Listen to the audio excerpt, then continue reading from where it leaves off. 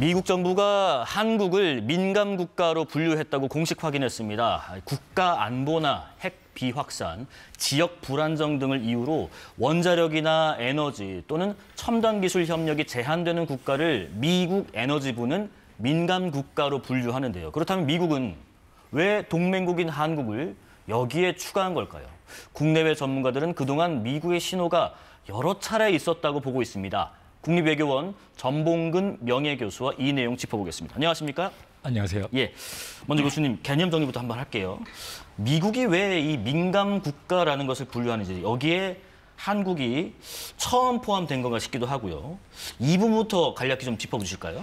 예, 미국의 여러 부서들이 각각 자기들이 관찰해야 될, 감시해야 될 목록들을 가지고 있습니다. 네네. 예를 들어서 환율 조작국 목록, 인권 침해국 목록이 있는데 에너지부는 핵 비확산을 기본적으로 담당하는, 그리고 국제 에너지 협력을 담당하는 곳입니다. 예. 그래서 원자력 협력을 할 때, 첨단 과학 기술 협력을 할 때 우리가 주의를 기울여야 될 것인가라는 국가들의 목록을 쭉 만들어 놨습니다. 그런데 이제 크게 보면 민감 국가 목록인데 그 안에 보면은 미국의 아주 적성 국가와 같은 국가도 있고, 네네네. 한국 같은 경우에는 이번에 새로 들어갔습니다만 왜 굳이 들어가야 되나 할 정도로 미국과 좋은 관계가 있고, 한국도 국제사회에서 원자력과 관련해서는 굉장히 모범 국가로 알려져 있거든요. 그래서 우리로서는 이제 갑자기 이제 한국이 들어가야 되니 굉장히 당혹스럽고, 미국이 다양한 자기들이 민감 국가 목록에 들어갈 때는 네. 가령 뭐 국가 안보에 대한 위협이 되는 적대 국가라든지, 안 그러면은 핵무기의 확산 위험성 있는 국가라든지, 테러 지원 국가라든지 이런 그런 이유가 있거든요. 네네. 그래서 우리나라의 경우는 왜 이런 어떤 이유에 한국에 들어갔는지를 빨리 좀 파악을 해서 대처를 해야 될 것 같습니다. 지금 나오는 것처럼 테러 지원 국가, 뭐 위험 국가, 기타 지정 국가 이렇게 있는데, 이게 그동안은 25개 나라 정도 됐고, 우리나라가 이제 여기에 기타 지정 국가 정도로 이제 포함이 된 걸로 지금 전해졌는데, 지금 뭐 과거에도 미국의 민간 국가에 올랐다가 94년에 해제됐다는 얘기도 있는데, 이것도 사실인가요? 예, 저도 그동안에 우리가 아는 이제 대한민국은 최근에 이제 한국 국내에서 핵무장 요구가 많습니다만, 네. 그동안에 쭉 한국의 국제적인 원자력 관련한 지위, 스탠딩은 NPT의 모범 국가, 네네. 원자력의 평화적 이용의 모범 국가였습니다. 그래서 저도 이제 94년 그 정도의 그런 일이 있었다고 해서 한번 찾아보니, 사실은 한국은 94년 이전까지만 하더라도 한국은 원자력과 관련해서 국제사회에 내어놓으실 것이 없었습니다. 그렇기 때문에 국제사회 또는 미국이 원자력 보면 저 나라는 원자력을 무조건 수입하는 나라, 예. 우리가 규제를 해야 되는 나라라는 차원에서 일종의 감시 리스트에 들어가 있었던 것 같아요. 그런데 94년 5년부터 우리나라가 원자력, 원전 건설의 역량이 뭐 그냥 크게 늘어나고, 그리고 국제사회에 이제 다양한 원자력 협력을 하게 되면서 국제사회에 보면은 원자력 공급자 그룹이라고 한 40여 개의 원자력을 수출하는 나라들이 모여서 네네. 협의체를 만든 게 있습니다. 우리가 이제 그때 들어가야 됐거든요. 아마 들어가면서 그러한 것들이 자동적으로 해제되지 않았나. 그리고 그 당시에 있었던 우리 지위라는 것은 사실은 뭐 특별한 의미는 있는 건 아닌 것 같습니다. 지금 우리가 들어간 것은 스스로 모범국이라고 생각하는데 들어간 것은 좀 문제가 있죠. 그때와 지금은 뭐 이런 그 기술적인 거나 정적인 상황이 다른데, 지금 상황은 왜 그런지 좀 짚어봐야 될 것 같고요. 자, 그러면 여기에 대한 미국의 공식 설명이 아직까지 없는 상황에서 이 조치 전의 맥락을 좀 살펴볼 필요가 있을 것 같은데, 먼저 시기를 보면 지난 1월 초, 올해 초라고 하더라고요. 바이든 행정부 임기 끝에 이 민감 국가 목록에 포함이 된 건데, 바이든 행정부는 왜 임기 말에 이런 지정을 했을까 싶습니다. 이것은 제가 보기에는 정치적인 동기에서 된 것은 아니라고 봅니다. 네. 미국의 특히 이러한 국가 목록은 행정부가 오랜 자료를 축적해서 그것을 모아서 이제 한 번씩 정치적 결정을 하겠죠. 그렇게 본다면 제가 볼 때 한국의 경우는 북한이 2017년에 핵무기 국가 핵무력 완성을 선언했습니다. 예. 우리로서는 굉장히 이제 큰 일이었죠. 그렇습니다. 그런 상황에서 또 미국의 트럼프 대통령이 나타나서 동맹 아무것도 아니야, 동맹 경시, 그리고 주한미군 철수도 할 수 있어, 이런 말을 하니까 그 당시에 국내에서 굉장히 우리도 핵무장 해야 되지 않느냐라는 강한 요구가 있었습니다. 그 이후에 이제 남북 정상회담, 북미 정상회담에서 다시 쭈그러들었죠. 그렇지만 또 지난 몇 년 사이에 또 상황이 바뀌었습니다. 그래서 다시 국내에 많은 이제 핵무장 요구가 있으니 그런 것에 대한 미국으로서의 한국도 요주의 관찰 대상국에 넣어야 되겠다라는 판단을 한 것 같습니다. 요거는 짧게 설명 부탁드릴게요. 이 민감 국가라는 게 어떤 평가나 과정을 거쳐서 지정되는 거예요? 아까 말했듯이 이제 그 다양한 국가 속의 적대 국가, 그리고 NPT 바깥에 있는 국가, 핵 개발할 가능성이 많은 국가, 그리고 NPT 밖에서 핵무기를 개발한 국가, 테러 지원할 가능성이 있는 국가, 이제 그런 국가들이 들어가는 거죠. 그 목록을 보면 다 그런 국가들로 구성되어 있습니다. 예. 한국의 경우는 아마 핵 확산 가능성이 높은 국가로 아마 지목되어 있을 가능성을 추정해 봅니다. 추정해 보는 거고요. 네. 자, 미 에너지부는요. 핵 비확산을 이유로 특정 국가를 민감 국가에 포함하기도 합니다. 지난 2023년도 윤 대통령의 이 발언도 그런 의미에서 한번 짚어보겠습니다. 더 문제가 심각해져 가지고 여기 뭐 대한민국에 무슨 전술핵 배치를 한다든지 우리 자신이 그 자체 핵을 보유할 수도 있습니다. 대한민국은 핵 무장을 하겠다고 마음을 먹으면 빠른 시일 내에 심지어는 1년 이내에도 핵 무장을 할 수 있는 그런 기술 기반을 가지고 있습니다. 자, 지금 이 발언들이 그 당시에는 그 4월 정상회담에서 확장 억제 강화 그리고 핵협의그룹 NCG라고 하는 그 기구를 만든 워싱턴 선언 이틀 후에 하버드대 강연에서 언급한 내용인데, 근데 23년이고 25년 1월이란 말이죠. 2년이 지난 후에 민감 국가라는 조치가 나온 건데, 그럼 이 발언도 혹시 민감 국가로 추가한 것과 연관이 있을지, 그렇다면 왜 2년이 뒤에야 이런 조치가 있었을까 싶습니다. 당연히 그 당시에 우리 대통령께서 그런 말을 했다, 말씀하셨다. 이건 아마 제 생각에는 미국 사람들 볼 때 굉장히 충격적이었을 겁니다. 한국은 핵 비확산 모범 국가야. 했는데 대통령께서 직접 우리는 핵무장 할 수도 있어라고 했는데, 그것은 제가 아까 말씀하셨듯이 한국 국민들이 북한의 핵위협이 너무 높아지니까 국민을 안심시키기 위해서, 그리고 미국에게는 추가적인 안전보장 조치를 해달라는 그런 압박의 효과는 있었습니다. 그래서 그 성과를 거뒀습니다. 그렇지만 그것의 부작용이 미국으로 볼 때는 한국이 핵무장을 할 가능성이 높네라고 했고요. 그리고 그 두 가지가 있었습니다만 그 이후에 우리 대통령께서 바로 워싱턴 선언을 했습니다. 아까 말씀하신 워싱턴 선언을 해서 이제 미국이 핵협의 그룹을 해주니까 우리 대통령께서 그 밑에 하나의 구절을 넣었습니다. 윤석열 대통령은 NPT 회원국으로서의 핵 비확산 의무를 충실히 이행하고라는 구절이 들어갔습니다. 그래서 일단은 해결된 것으로 보았습니다만은 그 이후에 계속해서 북한의 핵위협은 더 증가하고 또 국내에서 주요 정치인들이 계속해서 핵무장을 크게 외치고 또 국민들의 핵무장 지지도가 일관되게 70% 이상이 나오기 시작합니다. 그것은 아마 제 생각에는 약간 그 당시 한 곱이고 다시 내려갔다가 지난 그 이후에 2, 3년 사이에 다시 핵무장에 대한 미국의 경각심이 다시 아마 올라갔을 거라고 생각합니다. 아직 뭐 미 정부 공식 입장이 나오지 않은 상황이라서 미국 내 언론과 전문가들은 이 배경을 유사하게 분석하고 있는지 한번 살펴봐야 될 것 같은데 한번 보겠습니다. 자, 지금 군비통제협회 사무총장 발언인데요. 도발적인 발언들을 고려하면 한국은 핵 확산 위험이 있다. 에너지부는 신중하게 한국을 명단에 올렸다라는 로이터 통신의 인터뷰를 볼 수가 있습니다. 국내 정치권 상황에서도 어떤 얘기들을 그동안 해왔는지 한번 몇 분 정도만 살펴보면요. 일단 뭐 핵무장 관련해서 대구시장 홍준표 대구시장 남북 핵 균형 정책을 현실화해야 된다. 나경원 의원 핵무장 준비를 시작해야 된다. 오세훈 시장 자체 핵무장을 하고 이런 말들. 또 한동훈 전 대표는 핵무장은 언제든지 할 수 있는 시점을 가야 한다고 생각한다라는 이런 의견들도 왕왕 나왔습니다. 교수님, 그러면은 일각에서는요. 그렇다고 우리가 섣부른 해석을 하는 건 좀 자제를 하고 미국의 공식 입장을 좀 지켜봐야 하는 거 아니냐 이런 의견도 있거든요.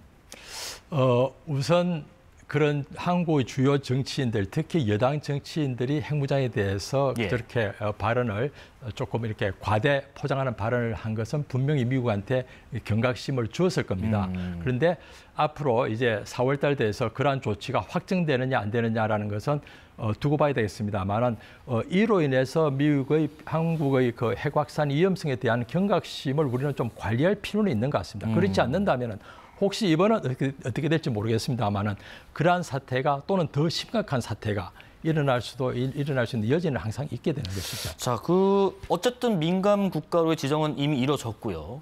뭐 조금 봐야겠지만은 그래도 지금대로라면 제한 조치가 다음 달 15일에 발효될 예정인데 이렇게 되면 혹시 어떤 우리가 제한을 받게 되는 게 있는가 싶습니다. 예를 들면 뭐 미 에너지부에서는 현재 한국과의 과학 기술 협력에 대한 새로운 제한은 없다라고 밝혔지만 그래도 우려는 되거든요.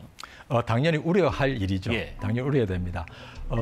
우선 저러한 명단이 뜨게 되면은 그 명단을 실행해야 되는 모든 미국의 관련 부서 그리고 미국의 관련 과학기술연구소, 원자력 연구 랩 연구센터들은 한국과 협력할 때 아마 다시 한 번 더 생각을 할 것입니다. 그리고 거기의 규정에도 따르면 이 명단에 이런 국가들은 과거에는 예를 들어서 우리가 특정 시설을 방문한다, 공동 연구를 한다 했을 때 거의 자동적으로 거기에 대해서 승인이 주어졌다면 지금은 아마 뭐 수십 일을 기다리게 한다든지 추가적인 스크리닝 작업을 한다든지 그런 작업들이 저는 분명히 있을 거라고 생각을 합니다. 아마 미국으로서는 현재 동맹국에게 이런 과한 조치를 한 것은 저는 좀 문제가 있다고 보고요. 미국도 거기서 약간 톤 다운 하려고 하겠습니다만은 말단에서 실행 단계에 가면 분명히 저러한 것에 대한 장애 요소와 같은 그런 조치들이 있을 것으로 좀 생각을 합니다. 오늘 뭐 우리 정부도 입장을 냈습니다. 최상목 대통령 권한대행이요.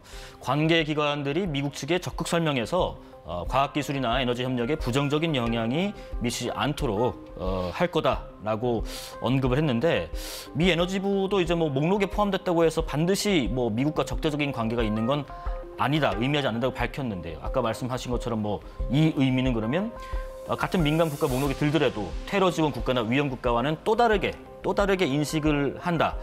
반드시 적대적 관계로 간다는 건 아니다. 이렇게 이해할 수도 있는 것인가요? 당연하죠. 예. 한미 간에는 아주 긴밀한 동맹 관계인데 한미와 같은 이 동맹 국가는 동맹 국가 중에서도 상당히 높은 수준입니다. 네. 그렇기 때문에 한국도 한국에게 혈맹 막 이렇게 하잖아요. 그렇습니다. 네. 그렇기 때문에 한국에 대해서 다른 거기 있는 불량 국가, 깡패 국가, 적대 국가와 같은 대접을 할 수는 없는 것이죠. 다만 현재와 같은 이제 핵 무장 이런 여론이 너무 과한 상태에서 한국을 좀 감시를 하겠다라는 정도의 취지에서 아마 시작을 할 것 같습니다. 그런데 지금 저희가 하나 또 짚어볼 부분이요. 우리 정부가 이 민감 국가로 지정됐다는 이 사실을 2달이 지난 후에야 파악을 한 상황입니다. 지난주까지도 조태열 외교장관이 최종 확정된 것은 아니다라고 했는데 이게 외교 채널에 있어서도 좀 소통에 어려움이 있는 것 같아요. 그렇다면 왜 그런가 싶습니다. 지금 정권 교체기의 상태에 있었으니까 당연히 미국으로서는 또 이미 트럼프 대통령은 당선은 된 상태였고 네. 그리고 이 조치가 있었는데 그때는 아마 정부의 미국에서도 이제 교체기여서 조금 그 행정의 공백이 있었지 않나 싶습니다. 그럼에도 불구하고 네. 한미 간의 그 위에서의 정치권의 교체도 불구하고 행정부 그리고 밑에 연구소 다른 민간 교류 차원에서 굉장히 돈독한 교류가 있거든요. 예. 그렇다면은 미국도 그것을 한국은 동맹이니까 당연히 알려줬어야 되는데 그것을 못한 잘못을 저는 좀 비난을 하고 싶고요. 그리고 한국도 이런 정도라면은 좀 미리 알았어야 되는데 너무 늦게 하는 게 아닌가 좀 그런 생각을 해봅니다. 많이 안타깝습니다. 예. 오늘 관련해서 정치권에서도 공방이 이어졌습니다. 이것도 듣고 이어가겠습니다. 작년 12월부터 미국은 여러 가지 경고를 해왔었습니다. 탄핵 소추하면서 북중러 적대시하고 일본 외교를 중시하는 것, 그것을 탄핵 사유에 포함시킨 것이라든지 국무총리에 대한 탄핵까지 연이어서 하면서 한국 정치가 불안정해져서 위기에 있다라든지 여러 가지 경고를 한 바 있습니다. 그 원인이 어디에 있는지부터 정확하게 파악을 하고 비판해야 된다고 생각합니다. 윤석열 때문에 한미 동맹마저 무너질 판인데 국민의힘은 아직도 야당 탓을 하고 있습니까? 민감국가 지정은 현실 감각을 상실한 내란 정권의 폭주와 무능이 더해졌기 때문입니다.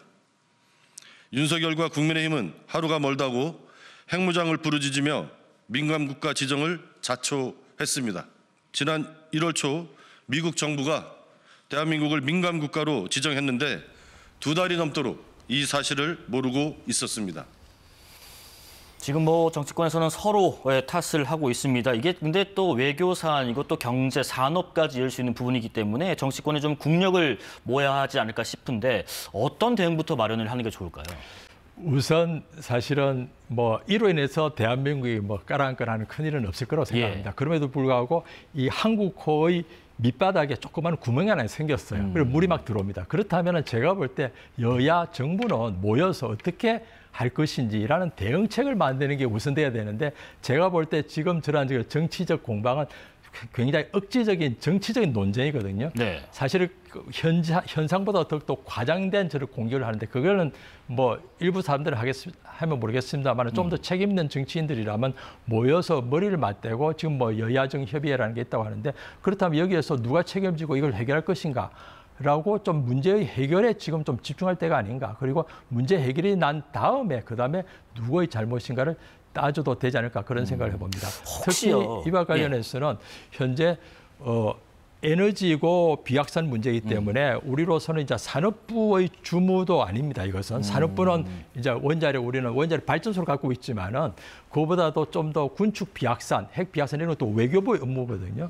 그리고 또 굉장히 민감한 그 과학기술 협력은 우리 교과부가 하고 있습니다. 그래서 과기부요. 과기부가 하고 있습니다. 그분들이 다들 모여서 좀 다들 조금씩 책임을 지고 있으니까 같이 모여서 협의를 하고 미국에 가서도 아마 산업부는 미국의 상무부가 상대이지 DOE 에너지부가 상대이지는 않을 거라는 좀 생각이 들거든요. 그래서 제가 볼 때는 우리 산업부 장관님께서 뭐 가신다고 하니까 가시더라도 반드시 교과부의 원자력 하시는 분들 그리고 우리 외교부에서 군축 비확산 원자력 외교하시는 분들 같이 좀 동행해서 대응을 한다면 조금 더 원만한 대화가 되지 않을까 그런 기대를 해봅니다. 그러면 말씀하신 거는 이제 그 어떤 한 부처가 이 카운터 파트너가 아닌 부처를 상대하는 것보다는 에너지부는 에너지부에 맞게 또 어떤 분은 어떤 분에 맞게 동시다발적으로 좀 미국을 향해서 어떤 협력의 목소리를 협의를 할 수 있도록 적극적인 정책을 좀 추진해야 된다 이런 말씀으로 해서 예, 그렇습니다. 지금 뭐 에너지부의 하는 역할 자체가